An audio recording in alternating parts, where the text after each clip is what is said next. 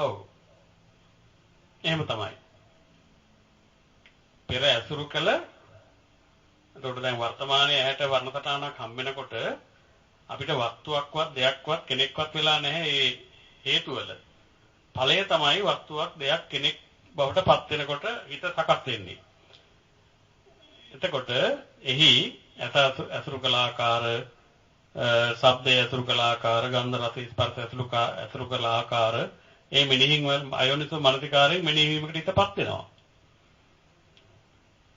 එතකොට ප්‍රශ්නේ මොකද්ද මහත්තයා?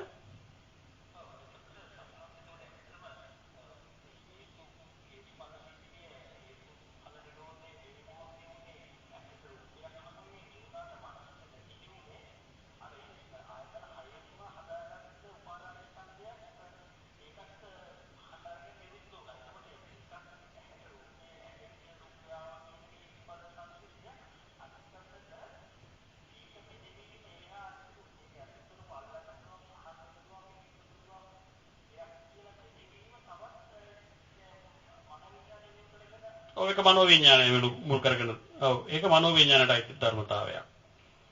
ඒ කියන්නේ අර හට ගන්න තැනම නිරුද්ධ වෙන එක ස්වභාවයේ උනාට ඒ අරබය මෙනෙහි වීම තමයි අනතුරුව වෙන්නේ. එතකොට මේ මෙනෙහි වීම කියන තැන මනෝවිඤ්ඤාණය සම්බන්ධව සිද්ධියක්.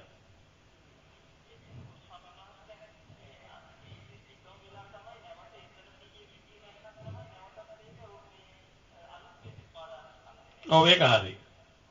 එහෙම තමයි. ඔව් මහත්තයා. ඔව් ඔව්. දැන් අපි අර මුලින්ම කතා කළානේ අර හිත විතර යන ක්‍රමය. එතනදී මහත්තයා හිත විතර යන්නේ ওই මෙනෙහි කිරීම වලට හිත ලක් වෙන හින්දානේ. පැහැදිලි නේද? ඔව්. එතකොට මේ මෙනෙහි කිරීමකට යන්නේ අර මූලික අවබෝධයෙන් ඉඩ නැතුව අයෝනිසෝ මනසිකාරයට ඉඩක් ආපු නිසායි. ඒ ධර්මතාවයන් පිළිබඳ වැඩිලා මදිකමට හට ගන්න තරම නිරුද්ධ වෙනවා කියන මේ හේතුඵල හෙලිවීම නොවැඩුණු බව නිසා තමයි අර ඒක අල්ලගෙන මෙනෙහි කර කර යන්නේ. ඒක මනෝවිඤ්ඤාණය. එතකොට තමයි අර හිත විසිරුණු ස්වභාවයකටපත් වෙනවයි කියලා දේශනාවේ මුලින්ම අර තියෙන්නේ.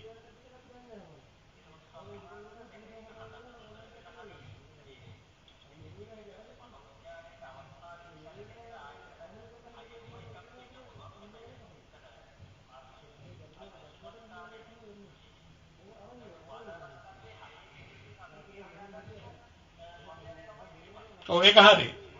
ඒක හරි. එහෙම තමයි. හැබැයි හයක් නෑ එතන. ඔව්. තා මොනවා හරි තියනවද?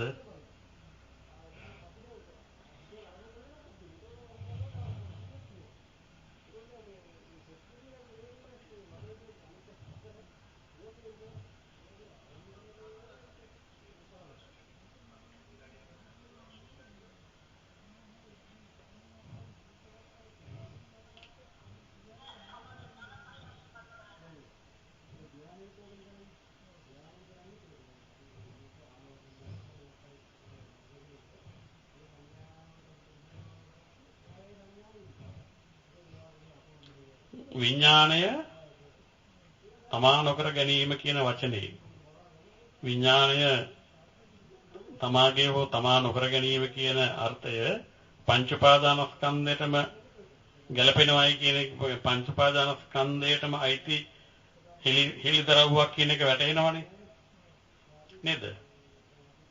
දැන් විඥානයක් යම් තැනක සකස් වෙනවා නම් එතන රූපය අයින් කරන්න බෑ. වේදනා සංඥා සංඛාර කියන අනිකුත් නාම ධර්ම අයින් කරන්න බෑ. මොකද විඥානයේ යමක් දැනගන්නකොට ඒ දැනගන්න අරමුණු වෙන රූපයක් හෝ ශබ්දයක් හෝ අරබයානේ විඥාණයට අරමුණක් එන්නේ. එතකොට එතන විඳීමකුත් බැහැර කරන්න බෑ. හැඳිනීමකුත් බැහැර කරන්න බෑ. පංච උපාදානස්කන්ධය පිළිබඳ ඇතිතතු වැටහෙනකොට අර තමා කෙනෙක්ය තමා දෙයක්ය ඒ වගේම මන් දැන් මේ ඉන්නේ ගෙදර මන් දැන් මේ ඉන්නේ නගරේ ආදි වශයෙන් අපේ හිතන පැත්තක් තියෙනවනේ මේ උඩ මට්ටමේ. එතකොට දැන් ඒ හිතන ස්වභාවය පංච උපාදානස්කන්ධයක් බවට සකස් පරිවර්තනය කරගන්න නැත්නම් අවබෝධයට සකස් කරගන්න අපිට අර හේතුඵල ක්‍රමයෙන් බැහැරව එතෙන්ට එන්න බෑ. පැහැදිලිනේ? දැන් අපි ඉන්නේ ගෙදර, දැන් අපි ඉන්නේ නගරයක, එහෙම නැත්නම් මං ඉන්නේ දැන් වත්තක ආදී ලෙස හිතෙනවා අපිට. ඒ හිතෙන්නේ මටද පංච උපාදානස්කන්ධයක සකස් වීමක්ද කියන තැන අර හේතුත් එක්ක සකස් වෙනවා කියන ධර්ම කාරණයක් ඔස්සේ තමයි අර දුක්ඛිතාගත නොවන්න නම් එයා අවබෝධයෙන් දැකිය යුත්තේ. එහෙම වුණොත් තමයි අර වේසහ දෙවිලි එතන රඳා හිටින්නෙත් නැත්තේ. මොකද උතන දුක්ඛ සමුදය නිරෝධ මාර්ග කියන ආර්ය සත්‍යයට උතන නැගෙන්න ඉපේ.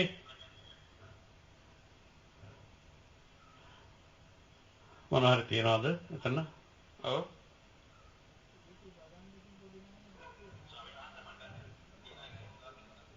ඔව්. ඔව් තේරුම් ගන්නයි.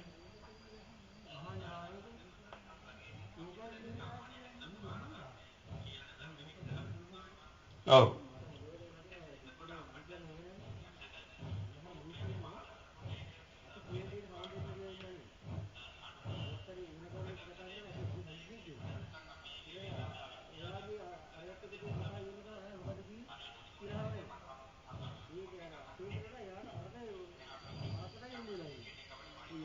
ඔව් ඔව්.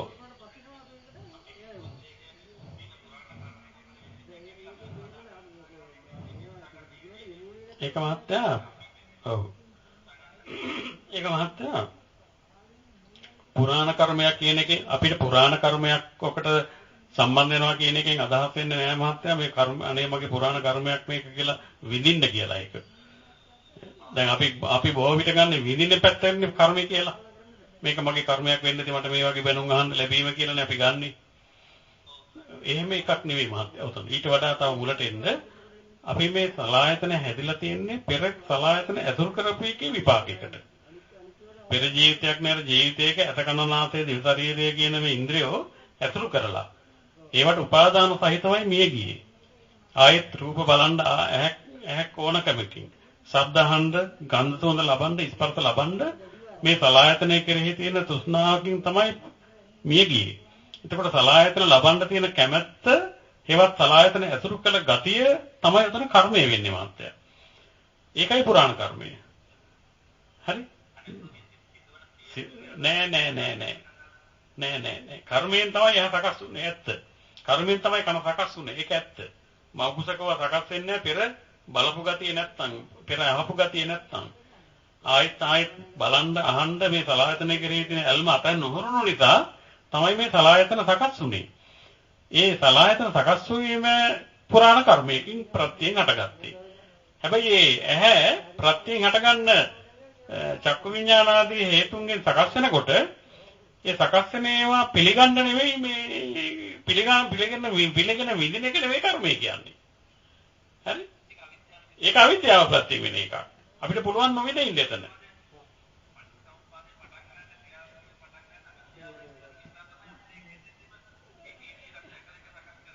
සකස් කරගන්න. අපිට පුළුවන් අවශ්‍ය නම් මාත්‍යා අරක නොවිද ඉන්න. අරක නොපිළිගන්න. ඒ සලායතන හරහා අපි ප්‍රත්‍යයෙන් හිතේ හට ගන්නවා කියන්නකෝ අහවලා බනිනවා, අහවලා විහිත දෙනවා, අහවලා දුක් දෙනවා කියලා හිතක සකස් වෙන තිතෙවිලි අවිද්‍යාව ප්‍රත්‍යයෙන් සකස් වෙන්නේ කියලා පේනවා නම්. ඒ වගේම සලායතන හරහා මේවා සකස් වෙන්නේ කියලා පේනවා නම්, සකස් වෙච්ච ධර්මතාව පිළ පේනවා නම්. ඒවා මම නොවේ, මගේ නොවේ හේතුන්ගෙන් සකස් වෙන්නේ කියලා පේනවා නම් අරක විඳින්නේ නැහැ. මේ ස්පර්ශය පිළිබඳ හොඳ තතු හෙළිවීමක් තියෙනකොට අර විඳීමකට යන්න බෑ. මේ සකස් වෙච්ච එකට සකස් කරගෙන දුක් විඳින්නේ. දුක් විඳිනව නෙවෙයි සකස් කරගෙන දුක් විඳිනවා. අරයා මගේ බැනුමක් විදිහට හිතක සකස් කරගන්නවා. ඔව් අර මගේ හතුරා කියලා අර බනින්නේ මගේ හතුරා කියලා හිතේ අවිද්‍යාවෙන් සකස් කරගෙන තමයි විඳින්නේ. එතනයි.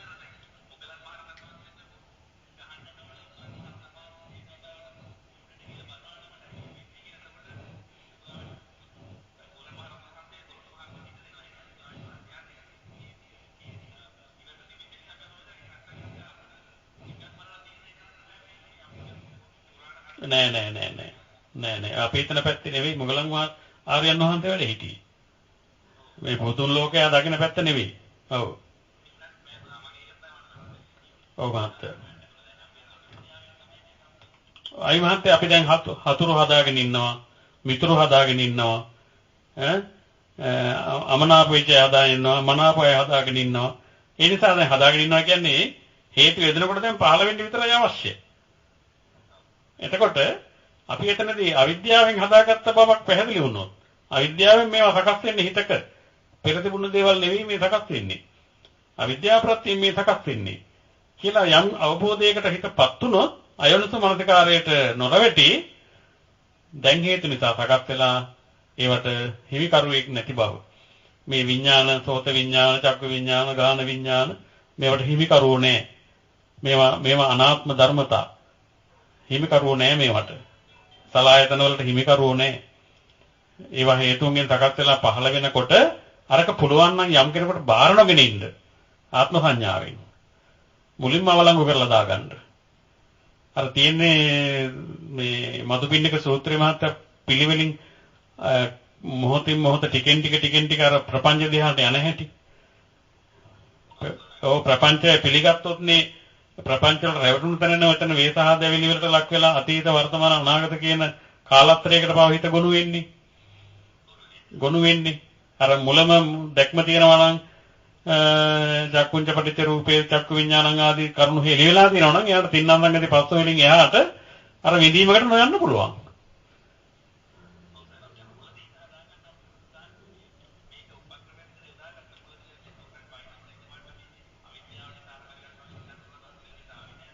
ඔව් ඒක හරි.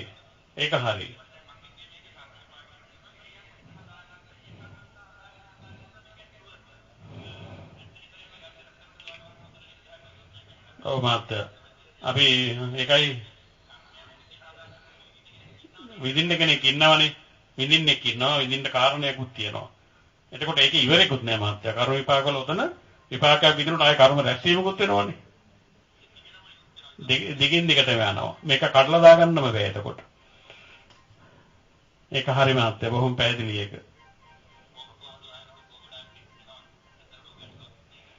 හොඳයි මාත්‍ය. හොඳයි තෙරුවන් සරණයි මාත්‍යා. හරි.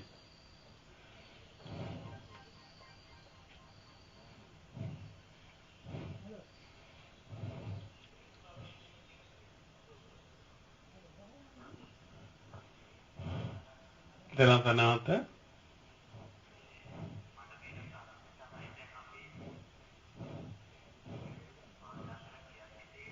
ඔව්.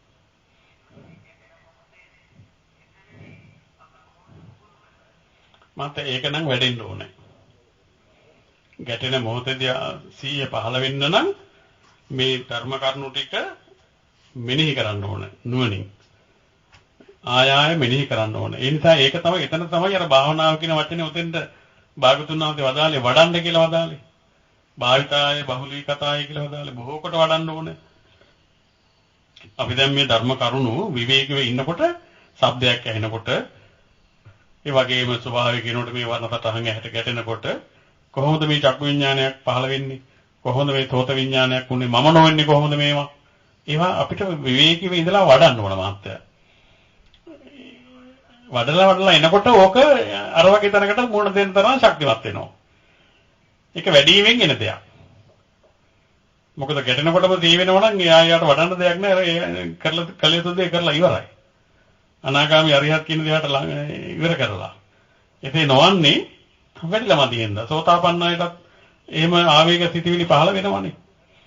වැඩිලා මදියෙන්ද. දැකීම තියෙනවා වැඩිලා නැහැ. ඔව් ඒ නිසා විවේක වේලාවල විවේකයක් ලබාගෙන ඕවා භාවිතා කරන්න ඕනේ. කොහොමද මේ විඥානය පහළ වෙන්නේ? කොහොමද මේ උපාදානස්කන්ධ සකස් වෙන්නේ හිතක?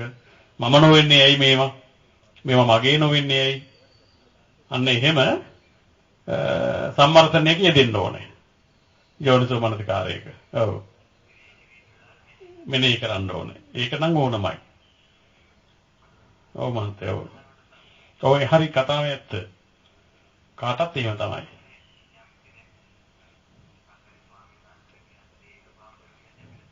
ඔව්. නෑ ඒක හරි. ඒක නොවන බව තමයි ඇත්ත. හැබැයි ඒක වැඩිලා තියෙන කෙනෙකුට එන්න පටන් ගන්නවා. ආරම්භ කළොත් එන්න පටන් ගන්නවා භාවිතා කළොත් එන්න. ඒක භාවිතාවෙන්මයි ඒක මහත්ය ප්‍රගුණ වෙන්නේ. අපි අර ලිඳක් ළඟට ගියාම එක සැරයක් ලෙස්සලා වැටි. ගල් තෙවල් තියෙනකොට තෙසරෙකුත් වැටි කියන්නේ තුන්වෙනි සැරේ වැටින්නේ නැහැ නේ අපි. හතරවෙනි පස්වෙනි සැරේ කොහොම හරි පුරුදු වෙනවනේ. නොවැටි ඉන්න නේද? අන්න ඒ වගේ තමයි. හොඳයි මහත්තයා. හරි.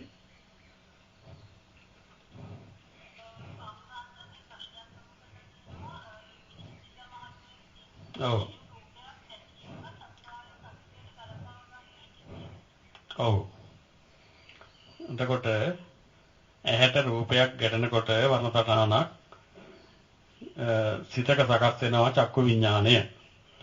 ඒ චක්කු විඥාණය සකස් වෙන තැනදී චක්කු විඥාණය කියලා හෙළිවීමක් නැති මනසකට දැක්මක් නැත්නම් අනිවාර්යෙන් අයෝනිසෝ මනසිකාරයට හිතපත් වෙනවා. අයෝනිසෝ මනසිකාරය ඉදිරිපත් කරනවා මේ මා ඉදිරියෙන් තියෙන දෙය. මේ ඉන්නේ මා ඉදිරියෙන් තියෙන දෙය. එතකොට ඔතන එසේ පිළිගන්නවත් එක්කම රූප වේදනා සංඥා සංඛාර විඥාන කියන උපාදානස්කන්ධයකට හිතපත් වෙලා. එතකොට මේ මගේ දරුවය, මේ මගේ ස්වාමියාය, භාර්යාවය, එහෙම නැත්නම් අහවල් කියලා මිය ගියාය ආදී ලෙස හිතට වේසහා දැවිලි ඇති වෙනවා මේ සම්මතිය තරව ගන්න මානසිකත්වයකට. උපාදානස්කන්ධයක් යම්තරක සකස් වෙයිද ඒ උපාදානස්කන්ධ පරිහරණයක් වේ නම් උපාදානස්කන්ධේ නෙවෙයි වැරද්ද. පරිහරණයේදී අපි සත්‍යයේක්‍ය පුජ්‍යලේක්‍ය තමන්ගේ අනුන්ගේ කියන මතයකට ගොනු වෙන තැන තමයි දුක. ඒ තමයි දුක්ඛ ස්වභාවය. එතරම් තියෙනවා සමුදය. මොකද්ද සමුදය? හේතුව. එල්මින් ඇසුරු කළා නම් මේ ලෝකය දේවල් වශයෙන් පුජ්‍යල වශයෙන් තමන්ගේ වශයෙන් ඇසුරු කළා නම් ඒ ඇසුරු කළ නිසාම ඒ ගති තියෙනවා උපාදාන වෙලා. සමුදය කියන්නේ හේතුව. එතකොට හේතුවක් තියෙද්දි ඵලයක් නැති නොවි තියන්නේ. දුකක් ඇති කරන්නේ දුකට හේතුවක් නිසා. අපි ලෝකේ උපාදාන කරගත්ත ලෝකේ ඇසුරු කරලා මමත්වයේ මේ ලෝකේ ග්‍රහණය කරගෙන ඒවා කෙරේ ඇලීම් බැඳීම් ඇති කරගත්ත තැන දුක්ඛ සමුදය. එතකොට සමුදයක් ඇති නිසානේ ඵලයක් තියෙන්නේ. දුක වේසහ දැවිලි ඇතට හිතටපත් වෙන්නේ මනසේ තියෙන උපාදානයන් නිසා. මේ ඉන්නේ මමමයි, මේ මගේ අම්මමයි, තාත්තමයි, දරුවමයි, ස්වාමියාමයි. මේවා මේ හිතක සකස් වුණ විදිහ දන්නේ නැහැ. මේක මේ දෘෂ්ටියක් මේ අතුරු කරන්නේ කියලා දන්නේ නැහැ. මේවා ස්පර්ශයක් කරා හිතේ සකස් වෙන්නේ කියන්නේ දහම් පෙලක් නැහැ. මගේ දරුවමයි, මගේ අම්මමයි, මගේ තාත්තමයි. කොහොමද මේ හිතේ සකස් වෙන්නේ? අසහරහා වර්ණතකහන මුණ ගැහිලා නැත්නම් කනහරා ශබ්දේ මුණ ගැහිලා විඥාන පහළ වෙලා ඒ විඥානයත් එක්කම තින්නම් සංගති පස්සෝ කියන මේ ස්පර්ශයකට හිත ගොනු වෙලා එතකොට මමයි තාත්තයි වෙලා ඔන්නෝම බලන්න ඕන පියවරෙන් පියවර අපේ හිතට දුක එන හැටි දුක්ඛේ ඥානං ඒ පිළිබඳ විග්‍රහයක් පිළිවීමක් පිළිදරව්වක් මනසක සකස් වෙනකොට ඒ තමයි දුක්ඛේ ඥානං දුක්ඛ සමුදය ඥානං අර උපාදානය ඒ උපාදානයක් හිතේ සකස් වෙලා තියෙන උපාදාන ස්වභාවය තමයි දුක්ඛ සමුදය. ඒවා තියනවා නෙවෙයි වරදවා ගන්න එපා. ඒ සමුදය කියලා දෙයක් තියනවා නෙවෙයි. දුක්ඛේ ඥානං පිළිබඳ නුවණ හෙළිදරව්ව නැති වෙන විට අයෝනිස මනසිකාරයට ඉඩ එන්නේ එතන. මොන සමුදය. ඒ හෙළිවීමම මේ හිතක සකස් වෙලා මේ අපි දුක් විඳින්නේ. දුක්ඛ නිරෝධය. ඒ හෙළිවීමම දුක්ඛ නිරෝධය. ඕනම තැනක අපිට බාහිරයක් ගැන හිතන්නේ නැතුව මේ හිතක සකස් වෙච්ච සමුදේනම මේ දුක ගෙන දෙන්නේ. හොඳට හිතලා බලන්නකෝ. සමුදේ නෙමෙයි හිතට අපිට මේවා දේවල් බවට පත් වෙච්ච නිසානේ. අපි පරිහරණය කරන ලෝකයට වටිනාකම් දුන්නා, අගයන් දුන්නා, මමත්වෙන් ඒවා අයිති කරගත්තා. නමුත් ලෝකයේ තියෙන වරදක් නෙවෙයි. ඒවා අයිති කර ගැනීම, ඒවා කෙරෙහි තියෙන ඇලීම් බැඳීම්, වටිනාකම් සැලකීම අවිද්‍යාවසහගතව අනිත්‍ය ධර්මතාව කියලා සතර මහා ධාතු පිළිබඳව විස්තර දන්නේ නැතුව ඒවා කෙරෙහි ඇතිවෙච්ච උපාදානයේන දුක්ඛ සමුදය. ඒක හෙලිවීමම දුක්ඛ නිරෝධය. සමුදය හෙලිවීමමයි දුක්ඛ නිරෝධය. දුක්ඛ නිරෝධය හෙලිවීමමයි දුක්ඛ නිරෝධ කරන මාර්ගය. ඒවා සම්මා දිට්ඨිය. නිරෝධයෙන් මාර්ගය ආරම්භ වෙන්නේ. ඕනම දෙයක්. අපිට වේදනා දැවිලි වලට හිත ලක් වෙන්නේ දුක්ඛේ අඥානන් නිසා. දුක මේ හිතක සකස් වෙන ස්වභාවය හෙලිවීමක් නෑ. අපි හිතන්නකෝ අපේ කවුරු හරි මැරෙනවයි කියලා. එතකොට අපිට වෙහෙසයි. අපේ අම්මද තාත්තද දරුවද ස්වාමියාද කියලා අපිට අල්ලාගෙන ඉන්න ලෝකයේ තුල අපිට කවුරු හරි අයිමි වෙනකොට හිතට ලොකු වෙහෙසක් එනවා. ඇයි මේ වෙහෙස ආවේ? දුක්ඛේ ඥානං හේවත් දුක පිළිබඳ ඥානය තියෙන කෙනෙකුට නම් හෙලි වෙනවා ආර්ය සත්‍යයට මෙන්න මේ හේතුන් නිසායි මේ දුකේ මේ වනත මේවා කොට නැගුණේ. කලින් නොතිබුණු දුක. කුඩා දරුවා ගෙදර ඉන්නකොට ගෙදර ඉන්න අම්මා කෙනෙක් තාත්තා කෙනෙක් කවුරු හරි මේ යනවා නම් අර දරුවට කිසිදු වෙහසක් නැහැ. මොකද ඔහු තාම ලෝකේ ග්‍රහණය කරලා නැහැ. ලෝකේ අයිති කරගෙන නැහැ. ලෝකේ මමත්වයෙන් අල්ලගෙන නැහැ. අනුශකතව තියෙනවා හේතු. හැබැයි අල්ලගෙන නැහැ තාම. භාවිතා වුන්නේ. ඔන්න ඇසුරු වෙලා භාවිතා වුණාම දුස්තිසාගත වුණාම එයා දැන් ඉන්නේ ඉන්නවා නෙවෙයි එයත් නෙවෙයි. නමුත් එයා ඉන්නවා කියලා හිතාන ඉන්නවා.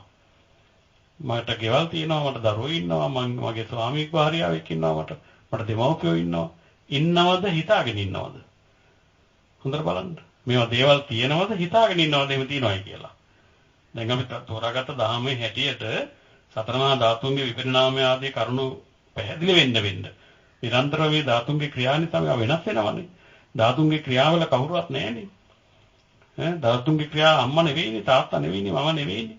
මේ ධාතුන්ගේ ක්‍රියා කොහොමද අම්මා වෙන්නේ? අපි මේ ධාතුන්ගේ ක්‍රියාවලට අම්මා කියලා පනවපු නිසානේ. තාත්තා කියලා පනවපු නිසානේ. දරුවා ස්වාමියා කියලා පනවගත්ත නිසානේ. දැන් පනවගත්ත එක හිතකයි ඉසගත්තුනේ. පනව ගන්න දායක වෙච්ච රූපවල එහෙම කවුරුවත් නැහැ, දේවල් නැහැ. ඒවා තියෙන්නේ පඨවි ආපෝ තේජෝ වායු කියන ධාතුන්ගේ ක්‍රියා. හොඳට බලන්න.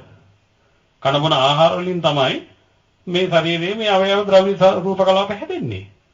ඒවේ කවුරුවත් නැහැ. දහඩිය වල කවුරුවත් නැහැ. මල මුත්‍ර වල කවුරුවත් නැහැ. කබ වල කවුරුවත් නැහැ. කෙස්නිය වල කවුරුවත් නැහැ. ඒවා ධාතුන්ගේ ක්‍රියා. ධාතුන්ටයි ධර්මතා. ඒ වගේ ප්‍රතිබිම්බය අරගෙන අපි පුරුදු කළා අම්මා කියන්න. එතකොට ඒක සිතක් කරා විඥානයක සකස් වෙච්ච ප්‍රතිබිම්බයකින් අපි අර අම්මා කිව්වේ. රූපේ විනිවිද නුවණින් විදර්ශනා කළේ නැති නිසා අපිට ඇහැට පෙනෙන්නේ මේ ප්‍රතිබිම්බය කරහා කියන දැක්ම අපිට තව පොළොල් නෑ අපිට. ඔන්න ඔතන විග්‍රහ වෙන්න ඕනේ. හෙලි වෙන්න ඕනේ. තියෙන දේවල්මයි මේ පෙනෙන්නේ අපිට. හැබැයි මේ තියෙනවයි කියලා පෙනෙන එක දෘෂ්ටියක් කියන තරට අපි එන්න ඕනේ. ඒ මොකද මේ පෙනෙන්න දායක වෙන හේතු නිරන්තරව ගන්න ඒවා. නිරන්තරව වෙනස් වෙන ඒවා. මම අර හොඳ උදාහරණයක් කියනවා නිතරම කාටවත් වටහා ගන්න පහසු. පැහැදිලි වතුරක් තියෙනවා. එතන ගඟ ගලනකොට හඳේ හෙලි ප්‍රතිබිම්බය අර වතුර පතුලේ පේනවා. පැහැදිලි වතුර ගඟේ වතුර ගලනවා. අහසේ හඳ පායලා තියෙනවා. හඳේ ප්‍රතිබිම්බය අර වතුර යට පේනවා. කෙනෙක් ඇහැවුවොත් වතුර ගලනවා. අර වතුර යට පෙනෙන ප්‍රතිබිම්බයත් ගලනවාද කියලා ඇහුවොත් ගක්කටම කවුරුත් කියන්නේ නෑ ඒක ගලන්නේ. වතුර ගලනවා. හැබැයි ඔබ නුවණින් විමසා බැලුවොත් වැටහෙනවා වතුර පෘෂ්ඨය නිරන්තරව වෙනස් වෙන නිසා, හඳ කිරණ නිරන්තරව වෙනස් වෙන නිසා, ඒ වගේම අර එහි සකස් වෙන ප්‍රතිබිම්බයේ පරණ එක නෙවෙයි. නිතරම වතුර පෘෂ්ඨය අලුත් වෙනකොට ප්‍රතිබිම්බය නිරන්තරව අලුත් වෙනවා. හඳ කිරණත් නිරන්තරව අලුත් වෙනවා. ප්‍රතිබිම්බයත් වතුර ගලනවත් එක්කම නිරන්තරව පරණ ප්‍රතිබිම්බේ නෙවෙයි. ආය අපි දකින්නේ. එහෙත් පියවිය හැකට යා දකින්නේ නිරන්තරව වතුර ගලන බව සහ නිශ්චලවර ප්‍රතිබිම්බයේ තියෙන බව. ඔය උදාහරණේ ගන්න මේ අපේ ඇහැට පෙනෙන දර්ශනයට. අර වතුර ගලනවා වගේ තමයි ඇහත් නිරන්තරව ඇති වෙන ධර්මතා. රූපේ කියන්නේ ඇති වෙන නිරන්තර ධර්මතා. ගලනවා කියලාම ගන්නකො. එතකොට එහෙනම් ඇහි සකස් වෙන ප්‍රතිබිම්බයත් ඒ සමගම හටගෙන නිරුද්ධ වෙන්න එපාය. පළමු ඇහැ නොවේ නම්, පළමු ආලෝකේ නෙවෙයි නම්, පළමු වර්ණතරාන නිරන්තරව නොවේ නම් ඒ ප්‍රතිබිම්බයත් පින්වත්නි පළමු ප්‍රතිබිම්බේ නොවෙන්න ඕනේ. එහෙත් එය ඇසුරු කළා නම් අනුසය ධර්මයේ පැත්ත අපේ මනසේ තියෙන රැඟවිච්ච දිට්ඨි අනුසය මේ ලෝකේ ඇති බවට පිළිගත්ත දෘෂ්ටිය පෙර ඇසුරු කළ ආකාර ඒවා ඒ අනුසය සංග්‍රහය ලැබලා තමයි අයනසෝ මනසිකාරයක් හිතට ඇවිල්ලා සිහි වෙලා ඇති බවකට හිත ගොදුරු වෙන්නේ. මේවා පවතිනවා කියන මානසිකත්වයකට හිතපත් වෙන්නේ. මෙන්න මේවා ඉගෙන ගත්තාම අපිට වැටෙනවා එනං ඇති බවක් සකස් වුණාට ඇති බවක් සකස් වෙලා මිස ඇති බවක් සකස් වෙන්න දායක වෙච්ච හේතු නිරන්තරව ඇති බවක් නැතුව නිරන්තරව ඇති වෙන්නේ නැති වෙන නිසා මේ විලාවල චක්කු විඥාන හටගෙන නිරුද්ධ වෙනවා, සෝත විඥාන හටගෙන නිරුද්ධ වෙනවා, ගාහන විඥාන හටගෙන නිරුද්ධ වෙනවා. මෙන්න මේවා මාත්‍ය විවේකීව අපි වඩන්න ඕනේ. මෙන්න මේවා අපි විවේකීව මෙනෙහි කරන්න ඕනේ. මේකට වඩන්න මෙනෙහි කරන්න විවේකයක් ඕනමයි. එතකොට මේ කරුණු ප්‍රත්‍යක්ෂ වෙනවා. අන්න එතකොට ඔන්න ඒ හිලිතරවුව තුල තමයි දුක්ඛේ ඥානං. මෙන්න මේ හිතක දුක සකස් වෙන විදිය. මගේ අම්මා, මගේ තාත්තා, මගේ දරුවෝ, මගේ ලෝකය කියලා හිත මේ බැඳලා ඉන්න තැන අපි ලෝකේ අල්ලගෙන ඉන්න මුලාව මිත්‍යාව සිතක මේක මිත්‍යාවක් නේ. මේක මහා රැවටිල්ලක් නේ. මම නෙවෙයිනේ මෙතන. මගෙත් නෙවෙයිනේ මෙතන. ඒකනේ නතුම්හාක සූත්‍රයේ බුදුහාමුදුරුවෝ දාලේ. මහන්නේ තොපනෝවේ තොපගේ නොවේ මේ රූපය. තොපනෝවේ තොපගේ නොවේ මේ වේදනා, සංඥා, සංඛාර, විඥාන. තොපනෝවේ තොපගේ නොවේ. ඒවත් අරින්න. ඔබට යහපත බොහෝ යහපත පිණිස පවතී. හේතුන්ගෙන් සකස් වෙච්ච ධර්මතා දීර්ඝ කාලයක් මගේ අපේ කියලා විවාහාර කළ නිසා අයෝනිසෝ මනසිකාරයටම ඉඩ ඇවිල්ලා. යෝනිසෝ මනසිකාරය ප්‍රගුණ කරලා නැහැ. අපි මේ ලෝකයේ තුල පින්වත්නි මෙන්න මේ හිලිදරව්ව ලබනකොට ඔහුට දුක පිළිබඳ ඥානය එනවා. සමුදය පිළිබඳ ඥානය එනවා. ඒ වගේම සමුදය දැකීම තුළම නිරෝධය පිළිබඳ ඥානය පහළ වෙනවා. ඒකමයි මාර්ගඥානය, සම්මාදිට්ඨිය. චතුරාර්ය සත්‍ය සම්මාදිට්ඨිය දුක පිළිබඳ යම් හිලිදරව්වක් කෙනකොට අනිත් සත්‍ය තුනම පින්වත්නි උතන අතහැරිලා නැහැ. දුක හිලිවීමත් තුලම දුක්ඛ සමුදය, නිරෝධය මාර්ගය හිලි වෙලා. ඒ නිසා මම හිතනවා මේ කරුණු ටික පැහැදිලි ඇති කියලා මේ විස්තරයට අනුව. ඔව්. මාත්‍ය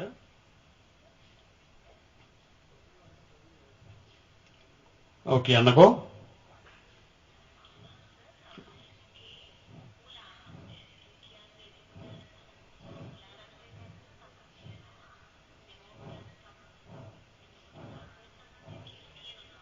ඔව්.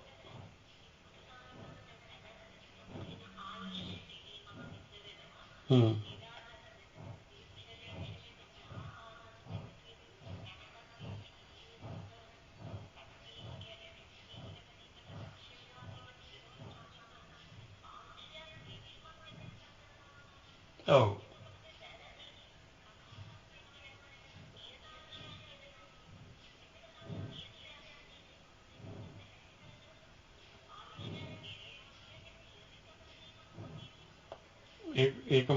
ඒක නෝන මහත්තයා තියෙන ආශයකුත් නෙවෙයි එහෙම බැහැර කරලා නැති බවක් කියන්නත් බෑ. දැන් අපි හිතන්නකෝ දැන් අපි ඔය ආහාර වර්ග එහෙම අපි කියන්නේ එක්ස්පයර් වෙනවා කියලා. කල්ලිකුත් යනවා නේ. අපි එතකොට ඒ කල්ලිකුත් ආහාරය අපි ගන්නෙ නෑ. මොකද ඒකේ සංයෝගය දැන් වෙනස් වෙලා. ඒ වගේ ශරීරයක තියෙනවා ශරීරයක් ආරම්භ වෙනකොට සංතති වශයෙන් ඒකට ගැබ් වෙන ආයු කාලයක් ඒකට ගැබ් වෙනවා. එතකොට ඔව් නෑ තියෙන දෙයක් කියන්නත් බෑ නෑ කියන්නත් බෑ. තියෙන දෙයක් කියන්නත් බෑ. දැන් බැටරි කෑල්ලක තියෙන ශක්තිය බැටරි කෑල්ලේට දාලා තියෙන සංයෝගවල ක්‍රියාකාරීත්වය ඔර්ලෝසුව වැඩ කරන්න ෂේ වෙනවා. එතකොට යම් කිසි එතන ශක්තියක් වශයෙන් ක්‍රියාකාරී ස්වභාවයකට සංතති වශයෙන් හැම දෙයකම සංතති වශයෙන් යම් කිසි තියනවා නේද? සංතති කාලයක්. අපිට ඒක බැහැර කරන්න බෑනේ. සංතති කාලය. අර සංතති කාලය කියන අපි කියන්නකෝ දැන් දල්ල වශයෙන් පවතින සංතති කාලයක් තියෙනවා. අපි ඒක අනික නිරන්තරව ඒක ක්‍රියාකාරීනි ගෙවෙනවනේ. ඒකත් අනිත්‍ය වෙනවනේ. නිත්‍ය නෑ නේද? ඔව්. ගෙවීමක් තියෙනවා. හැබැයි මෙහෙමයි.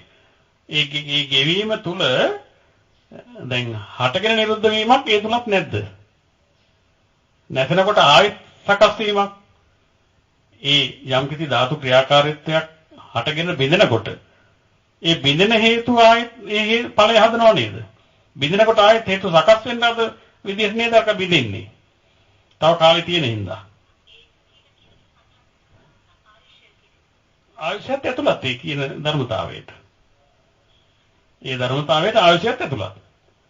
දැන් හාල් වශයෙන් දීර්ඝ අපිට පවත්ත ගන්න පුළුවන් කාලයක් තියෙනවා කියන්නකො. බත් වශයෙන් පවතින කාලයක් තියෙනවා.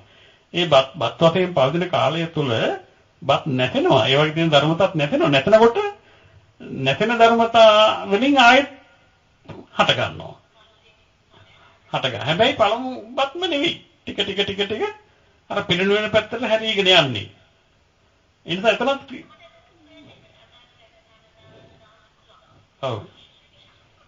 ඔව් ආයුෂ කියන්නේ ශක්ති කොටසක්. ඒකත් රූපයයි ආයුෂයයි කියන එක වෙනස් කරන්න බෑනේ. ඒ මොකද ඒ ආයුෂ ශක්තියත් රූපය ඇසුරු කරගෙන පවතින්නේ. ඔව් දැන් වක්ගඩු වල පෙනාලු වල ඔයගේ ආයු කාලය නෙමෙයි. මිනිහගේ ආයු කාලය කියලා කිව්වට වක්ගඩු වල පෙනාලු වල මොළය ආදී අවයව වල ආයු කාලයනේ ඔය ගෙවෙන්නේ. ඔව්. එතකොට එතන නෝන මහත්තයා ඔව් තියෙන දෙයක් ගෙවෙනවා වගේ පෙනුනට ඔය අර නැතිලා නැවත හට ගන්න නැතිලා නැවත හට ගන්න ස්වභාවය එන්න හට ගන්න ස්වභාවය දුර්වල වෙනවා. ඔව් එතකොට ඡය වීමක් වෙනවා නැවත හට ගන්නෙම නැතු යනවා. එතකොට සම්පති මරණය. පැහැදිලි නේද නෝන මහත්තයා? හොඳයි දරුවන් සර්ණයි හොඳයි. දරුවන් සර්ණයි.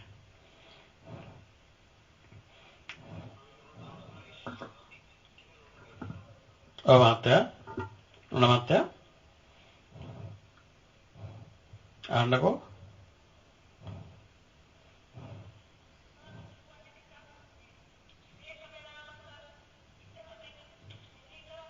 ඔව් නෝන මහත්තයා.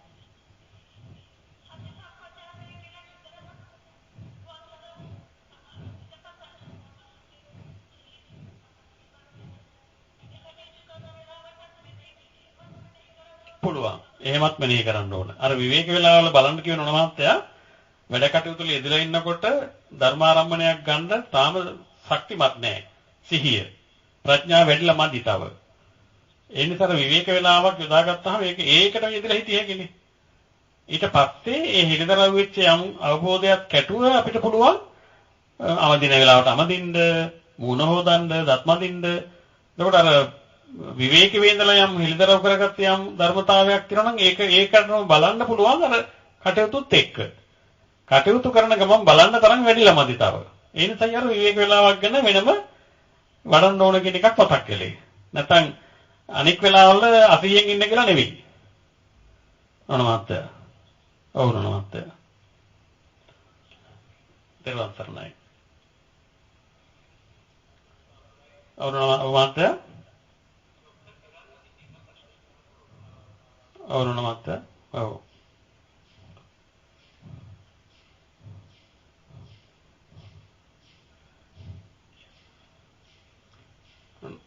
නෝන මහත්තයා. ඔව්.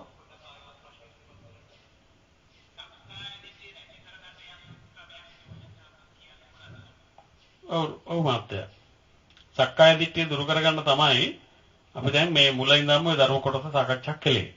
අපි නැවතත් මෙනෙහි කරනවා නම් මේ මමයි කියලා අපි අල්ලාගෙන ඉන්න රූපය මමයි කියලා අල්ලාගෙන ඉන්නේ කුමක්ද කියලා ඇහුවොත් අපි බොහෝ විට ප්‍රකටව අපිට දැනෙන රූපේනේ. එතකොට අපි එතනින් පටන් ගන්නවා සරලව. මේ රූපය දෙමාපිය ප්‍රත්‍යයෙන් හටගත්තේ. මේ කලලය දෙමාපියන්ගේ ධාතුන්ගේ ක්‍රියාකාරීත්වය තුළ තමයි මේ රූපයක් සකස් වෙන්නේ. එතකොට ඒ රූපය නිරන්තරව මව් කුසේදිත් ආහාර මත ජලය මත මව් ගන්න ආස්වාස ආදී ක්‍රියාකාරීත්වය තුලනේ අර සෛල බිඳනකොට ආය රූප කලාප වැඩෙන්නේ. දැන් මව් කුසෙන් බිහුණාම පස්සේ නිරන්තරව මේ රූපය ආස්වාද ප්‍රාස්වාද වලින් බැහැරව නැහැ. ආහාර වලින් බැහැරව පවතින්න බෑ. ඒවා නිසා තමයි කුසල වැටෙන ආහාර ටික අන්පරිද්දකටපත් වෙලා මේ ශරීරයේ කොටස් බවට සකස් වෙන්නේ. ඒක සකස් වෙන්න ආස්වාද ප්‍රාස්වාද ක්‍රියාව නිරන්තරව අවශ්‍යයි. කාය සංඛාරයේ ආස්වාද වාතය කියලා දේශනාවේ තියෙනවනේ. රූපේ සම්බන්ධව දේශනාවේ තියෙනවා කාය සංඛාරයේ ආස්වාද වාතයයි. එතකොට මේ ආස්වාද වාතයේ තියෙන යමක් දාණය කිරීමේ හැකියාව හෙවත් ඔක්සිජන් වාතය නිරන්තරව අපි ගන්න ආහාර පානවල සූක්ෂම කොටස් සමග මිශ්‍ර වෙලා දහණය වෙලා ශරීරයේ තෛලවලදී අපි දන්නවා උණුසුම හැදෙනවා. උණුසුම හට ගන්නවා. ශක්තිය හට ගන්නවා. අර උණුසුම තමයි කුසල වැටිලා ඒ වැදිලා ඒ ආහාරය දිර වෙලා අන්පරිද්දකටපත් කරවන්නේ. ඒ උණුසුමෙන් තියෙන රූප කොටස් බෙදෙනකොට අලුත් රූප කලාපය සකස් වෙන්නේ. එතකොට හුස්ම ඇතුල් වෙනවා කියන්නේ මේ කයේ සකස් වීමකටපත් වෙනවා. හුස්ම පිට වෙනවා කියන්නේ සකස් වෙච්ච ඒ වගේ දිරණ බව නැසුණු බව ප්‍රකට කරනවා. එතකොට හුස්ම ඇතුල් වෙනවා කියන්නේ හට ගන්නවා. හුස්ම පිට වෙනවා කියන්නේ නැතිනවා කියලා අපි නුවණින් හිතලා බලමුකෝ. මේ කයේ ධර්මතාවය අපි මේ හිතලා බලමුකෝ. මොකද හුස්ම ඇතුල් වෙන්නේ පිට වෙන්නේ නැත්නම් මේක ඇසීතල වෙලා යනවා. එහෙනම් අකණ්ඩව රත්නේ පවතිනවා වෙන්නේ හුස්ම ඇතුල් වීම පිටවීම මත. එතකොට උණුසුමත් හට ගන්නවා. ඒ උණුසුම වැය වෙනවා ශරීරයේ සීතල මට්ටු කරන්න, අලුතෙන් රූප පහල කරන්න. ඒ වගේම උණුසුම වැය වෙනකොට නැවත නැවත උණුසුම ඕන නිසා නැවත නැවත හුස්ම නැවත ආහාර මේක දහණයට අවශ්‍ය වෙනවා. දැන් මේ ක්‍රියාකලාපය දකිනකොට නුවණින් මෙනෙහි කරනකොට පළමු හුස්ම නෙවෙයි, පළමු ආහාරත් නෙවෙයි, පළමු ජලයත් නෙවෙයි. ඒ හුස්ම ආහාර ජලය ලබාගත් දේ ටික වැය වෙනකොට නැවත නැවත සකස් වෙන්නේ පළමු හුස්ම නෙවෙයි, පළමු ආහාර නෙවෙයි, පළමු ජලය නෙවෙයි. එහෙනම් නැවත නැවත සකස් වෙන්නේ පළමු කය නෙවෙයි. කායේ කායනුපස්සේ විහෙරති. කයෙහි තියෙන කොටස් දිරීමට යනකොට අලුත් කොටස් සකස් වෙනවා. සකස් වෙන කොටස් දිරීමට යනවා. නැවත නැවත සකස් වෙනවා. අනුපස්සේ විහෙරති. අනුව බලමින් වාසය කරනවා. එහෙම බලන්න මේ කය නিত্য නොවන බවට ප්‍රත්‍යක්ෂ වෙනවා. කය කියලා නিত্য වූ කයක් නැහැ කියන එක ප්‍රත්‍යක්ෂ වෙනවා. එහෙමනම් නিত্য වූ කයක් අල්ලගෙන තමයි අපි මම කියන්නේ. රූපේ නිසා මම යන හැඟීම උපදින නිසා නෙවෙයි. ආනන්ද සූත්‍රයේ තියෙනවා. රූපේ ඇසුරු කරගෙන මම යන හැඟීම උපදින නිසා නෙවෙයි. දැන් රූපේ ඇසුරු කරන්න බෑ. මොකද රූපේ නিত্য වෙලාවක් නැහැ. රූපේ නිරන්තරව ඇති වෙන ධර්මතාවයක් නිසා. රූපේ ඇසුරු නොකර මම යන හැඟීමක් පහළ කරන්න බැරුව යනවා. රූපය ඇසුරු කරන්න බැරි වෙනවා. රූපයගේ යථාභූත తত্ত্বය ওই විදිහට මෙනෙහි කිරීම තුල. එතකොට ආනන්ද සූත්‍රයේ පෙන්නන්නේ වේදනාව නිසා මම යන හැඟීම උපදී. නොනිසාම වේ.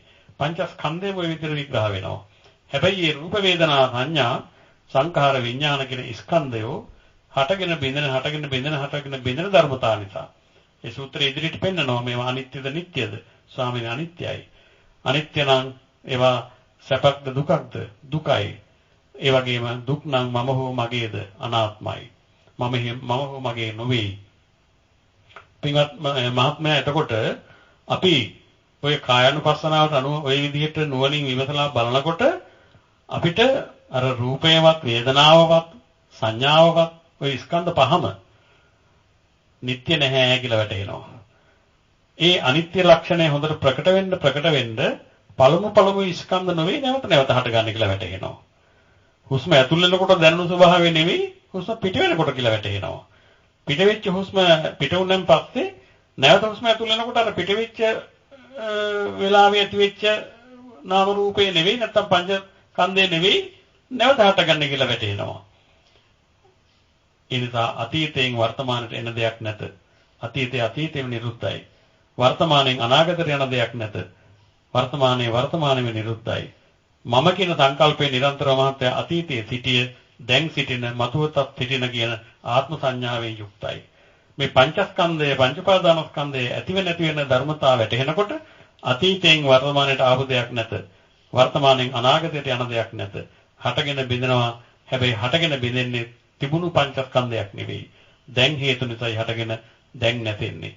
ඒ නිසා ඒකට ආත්ම සංඥාවට එන්න බෑ.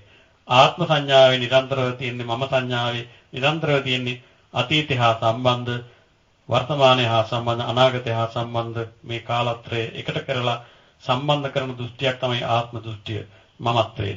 ඒ සක්කාය දිට්ඨිය කැඩෙන්නේ ඔන්න ඔය අතීතයෙන් වර්තමානට නොයන බව වර්තමානයෙන් අනාගතයට මේ ස්කන්ධ නොයන බව. ඔන්න ඔය දහම් පෙළ මහත්මයා මේ කිව්වට බෑ විග්‍රහ වෙන්න ඕනේ. මෙනෙහි වෙන්න ඕනේ. ඒක නුවණින් විමසන්න ඕනේ. එතකොට අතීතයේ හිටියේ මම මේ දැන් ඉන්නේ කියන්න බෑ. දැන් ඉන්න මම තමයි අනාගතේ ඉන්නේ කියලා මමත්වයෙන් ඒ ස්කන්ධ දිහා බලන්න බැරුව යනවා. මමත්වයේ ස්කන්ධ වලට පවරන්න බැරුව යනවා. දැන් යාර හෙළි වෙන්නේ ස්කන්ධ ලෝකේ කට ගැනීමක් නිරුද්ධ වීමක් විනා යමෙකුගේ ස්කන්ධ නෙවෙයි. යමෙකුට අයිති ස්කන්ධ කතාවක් උතන නැහැ දැන්. තාත්තගේ ස්කන්ධ, අම්මගේ ස්කන්ධ, මගේ ස්කන්ධ නෙවෙයි. ස්කන්ධය ලෝකෙට අයිති. ඒ නිසානේ බුදුහාමුදුරුවෝ මාන්නේ රූපේ තොප නොවේ, වේදනාව තොප නොවේ, තොපගේ නොවේ, සංඥාව සංකාර විඤ්ඤාණ මේවා තොප නොවේ, තොපගේ නොවේ. ස්කන්ධ. ලෝක හේතුන් එකකට නිරුද්ධ වෙන ඒවා. ඒකනේ පෙන්වන්නේ යටි කුරුකුල දෙයක් උඩු කුරුකුල හා සමානයි. අඳුර හිටිය කෙනෙකුට තෙල් පහනක් දැල්ලුවා හා සමානයි. මම්මුලාව කෙනෙකුට මග පෙන්වුවා හා සමානයි. මේ නිකන් නෙවෙයි පින්වත්නි මේ මහත්මයා මේ වචන ඒ සත්‍ය දැකපු අය හෙලිකෙලේ. ඒක සත්‍යම නිසා. ඒ නිසා ඕගොල්ලෝ මේක වඩන්න, අහන්න, නැවත නැවත මෙනෙහි කරන්න පරණ නොවේ මේ දුෂ්කර කාලය අපේ ජීවිතවල තියෙන අවිනිශ්චිත භාවයකනවත් හිතලා මේ දුර්ලභ මනුස්ස ජීවිතෙන් ප්‍රයෝජනය ගන්න අපි හැම කෙනෙක්ම අදිස්ථාන කරගමු කියලා මම අවසාන වශයෙන් සිහිපත් කරනවා. මම හිතන්නේ නම් අපිට තව ප්‍රශ්න නැතුව ඇති නේද? කාට හරි තියෙනවද? ඔව්. හොඳයි අහන්න කියන්නකෝ.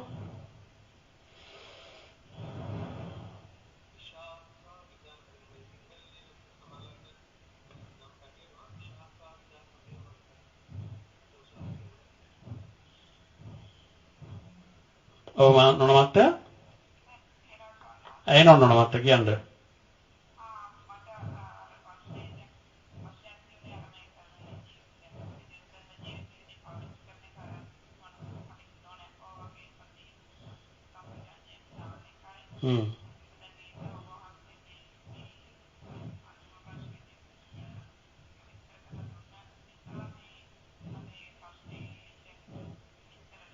පැහැදිලි වුණා. ඔව් ඔව්.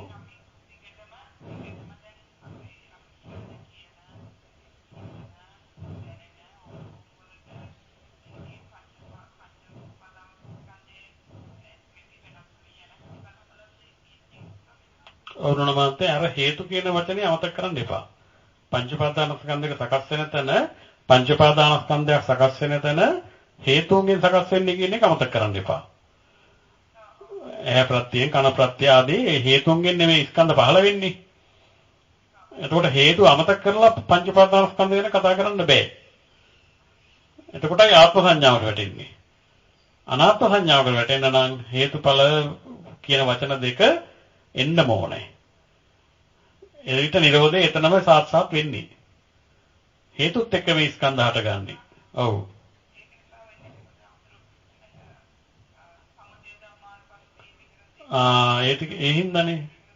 ඒ හින්දානේ සමුදය ධම්මානුපස්සීවා කායස්මින් විහෙරති වය ධම්මානුපස්සීවා කායස්මින් විහෙරති. සමුදය වය ධම්මානුපස්සීවා කායස්මින් විහෙරති.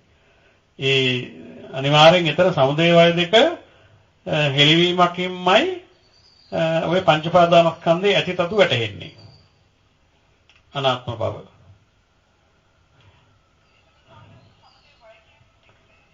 සමුදය වය කියන එක එකටනේ. අපි හට ගැනීම නුවණින් මෙනෙහි කරනවා.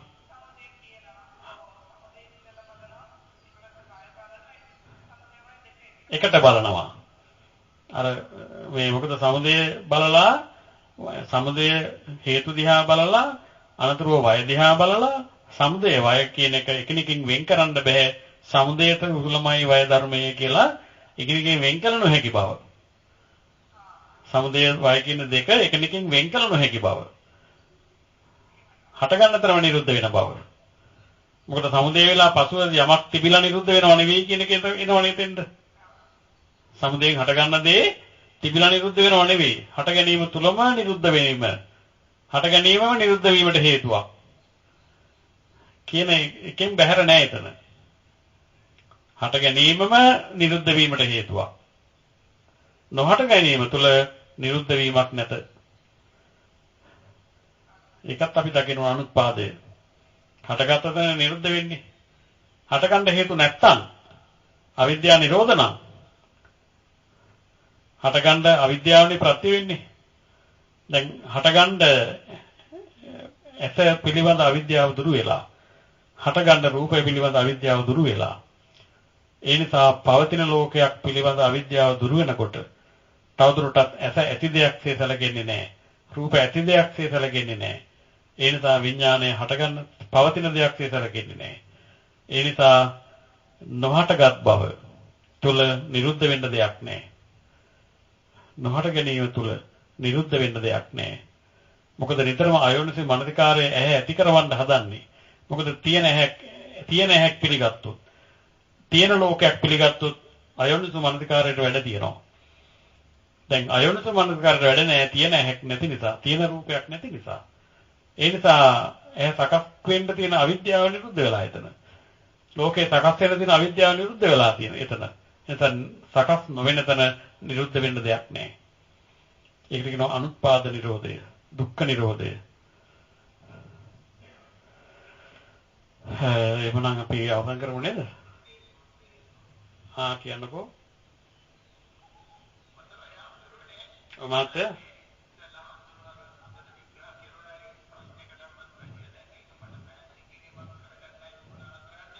මාත්‍ය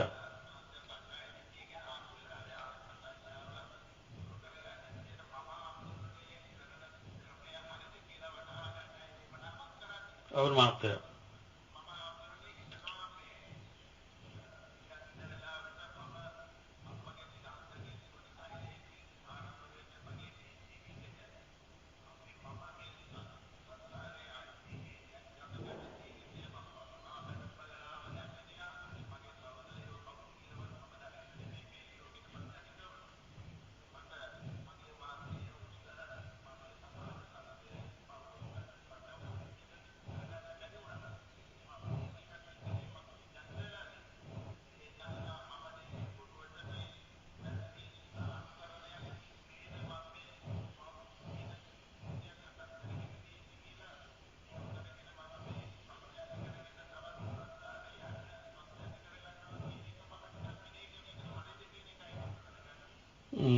නෑ මහත්තයා ඒක ආරම්භය හොඳයි.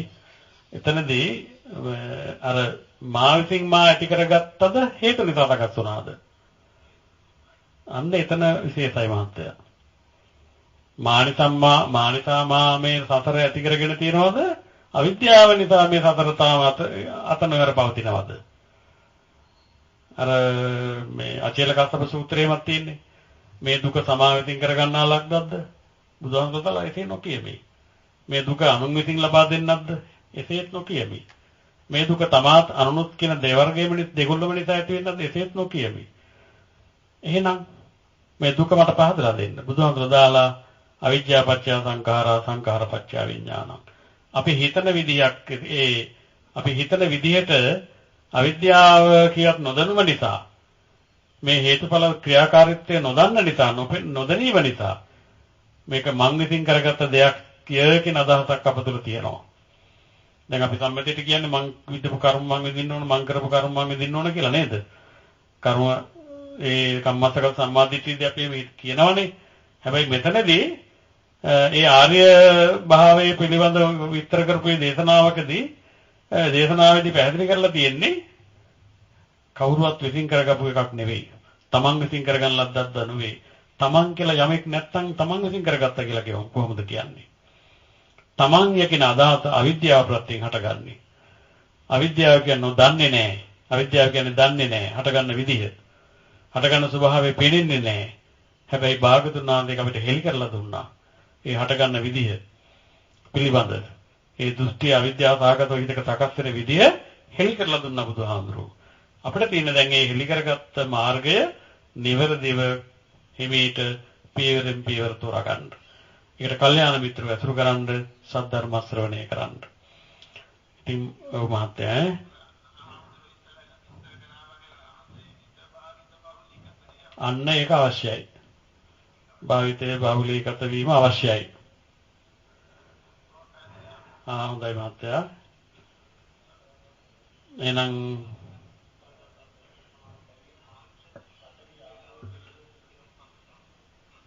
මොකද මහත්තයා? ඔව්. කියන්නකෝ. ඔයාද මේක.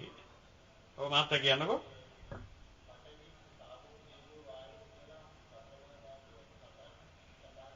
ඔව්.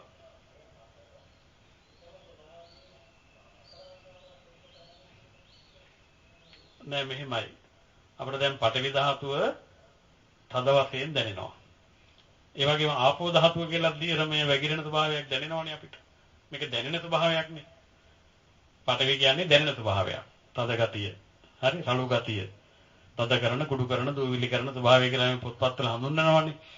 එතකොට ජලය වැగిරෙන ඒ හාත්පසින් වෙනස් එතන වැగిරෙන ස්වභාවය. තේජෝ කියන්නේ උණුසුම් ස්වභාවය.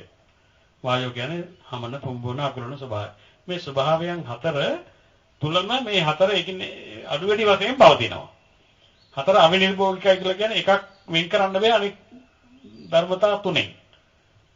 ඒ නිසා මේ වැඩිපුර අපිට දැනෙන එකට පටවි කියලා අපි කියනවා. නමුත් අනිත් තුන් දෙනාගේ සහයෝගය නැතුව මේ පටවියට පටවි ලක්ෂණ පෙන්වන්න බෑ. අනිත් තුන් දෙනාගේ සහයෝගයත් උදේට සම්බන්ධයි. ඒ නිසා මේ ධර්මතා හතර නිතරම එකක් වශයෙන් පවතින්නේ නැහැ. නිරන්තරව අවිනිර්භෝගිකව පවතිනවා. වෙනස් වෙනවනේ දැන් අයිස් වශයෙන් අපිට දැනෙන ස්වභාවය. ඊළඟට පෙනෙන්නේ උෂ්ණත්වය අඩු වුණාම දීර්ඝමය වශයෙන්. වැඩි වුණාම නේ උෂ්ණත්වය වැඩි වුණාම. ඊළඟට ජල වාෂ්ප කරනකොට වායුමය ස්වරූපයක් ගන්නවා. අර ඒ වගේ ස්වභාවය අර වෙනස් ඍතු ආදී ප්‍රත්‍යයෙන් ගුණ වෙනස් වෙනකොට අර ධාතුන්ගේ ස්වභාවයත් වෙනස් වෙනවා. හැබැයි එකක් නෙවෙයි. එක විදිහකට එකාකාරව පවතින්නේ නැහැ මේ ධාතු අතර. ඔව් ඒක තමයි. හොඳයි එහෙනම් අපි මහත්තයා නවත්තනවද?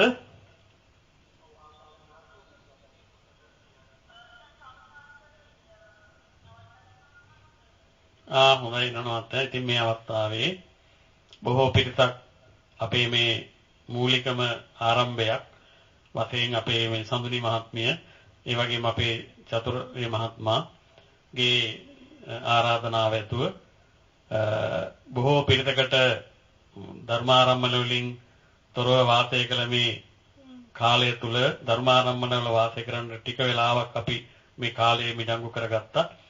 මොකද දීර්ඝ කාලයක් අපිට ධර්ම සාකච්ඡා වලට අපිට වඩින්න බැරි වුණා පිළියන්දල පැත්තේ. ඒ වගේම අපේ ආරාම වලත් ආගමික කටයුතු භාවනා වැඩසටහන් කරන්න බැරි වුණා. ඒ නිසා ඊටාම හොඳ අවස්ථාවක් සඳහා ආරාධනා කළේ අපේ සඳුනි මහත්මිය. ඒ වගේම අපේ ඒ චතුරු මහත්මයාගේ එහෙම උදව් උපකාර ඇතුව අපේ යට්ටකොඩ රත්නායක මහත්මයාගේ පුතණුවන් කාංචන මහත්මයා මේ කවුරුත් සම්බන්ධ වෙලා මේ අවස්ථාව උදා කර දුන්නා. ඒ වගේම අපේ වජිර ඥානපෝලි හාමුදුරන් වහන්සේත් මේවට දායක වුණා. මේ අවස්ථාවේ මේ ඔබ ධර්ම ශ්‍රවණය කිරීමෙන් ධර්ම සාකච්ඡා වලට සවන් දීමෙන් ලැබුවා වූ මේ අප්‍රමාණ කුසලය ඔබ සියලු දෙනාටම උතුම් ධර්මඥානයේ වැඩි දියුණුව පිණිස පවතිවා. විශේෂයෙන් තුනුරුවන්ගේ ආරක්ෂාව සැලසේවා. මේ කාලය තුල සියලු ආකාරයෙන් ඒ වෛරස් රෝගයට ගොදුරු වීමේ ස්වභාවය කිසිසේත් ඊට අදාළ හේතු සකස් නොවේවා. නිරෝගී සම්පන්න භාවයත් ආරක්ෂා වීමත් නිරන්තරව සැලසේවා. ඒ සඳහා තුනුරුවන්ගේ අනන්ත ගුණවල ආරක්ෂාව සම්මා දෙවියන්ද මේ පින් අනුමෝදන් වේ. දෙවියන්ගේ ආරක්ෂාව සැලසේවා. මේ උතුම් දුර්ලභ මනුස්ස ජීවිතයේ තව තවත් මේ ධර්මඥානය වැඩි දියුණු කරගන්න අර භාවිතාය බහුලීගතය කියලා අපි සිහිපත් කළ විදිහට මේ ධර්ම කරුණු වඩන්න අපිට මේ අවස්ථාව තව තවත් හේතුවක් වී අමා මහ නිවනින් සැනසෙන්නට ඔබටත් අපටත් කාටත් හේතු ආසනා වේවා කියලා ප්‍රාර්ථනා කරමු. සියලු දෙනාටම තෙරුවන් සරණයි.